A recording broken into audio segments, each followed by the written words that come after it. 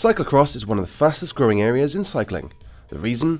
It's relatively cheap, fun and accessible to all. But there's still a whole bunch of dedicated pros pushing man and machine to the limit.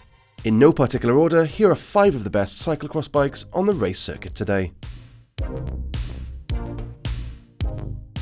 When thinking of ultimate cross bikes, it's hard to look past the Colnago Prestige. Bar a few minor updates, it's remained virtually unchanged for years and has spent many a weekend on the top step of the podium. The most recent iteration of the Prestige is bang up to date with a disc option, internal cable routing and electronic Shimano Di2 gearing. Another neat addition is the support between the top and seat tubes, which helps when shouldering the bike up those steps.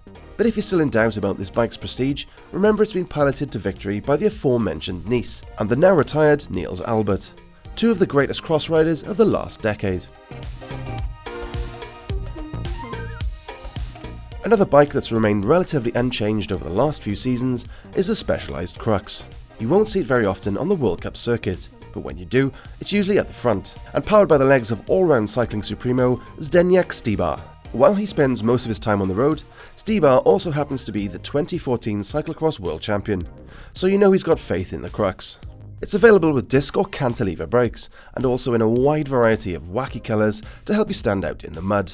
The Crux is also known for having a slightly lower bottom bracket than the more traditional European cross bikes, so if your races are fast and flowing, then this could be the one for you.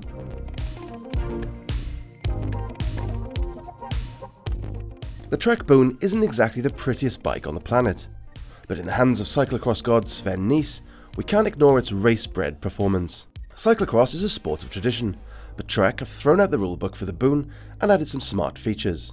Most obviously, the ISO-speed decoupler. This is a joint around the seat and top tube, which allows for a generous amount of compliance and flex where you need it most. We're big fans of the Boon here at BikeRadar and gave it a rare 5 out of 5 stars in a test last year, so while the season may not have been vintage Nice, we're sure he won't be blaming his bike anytime soon.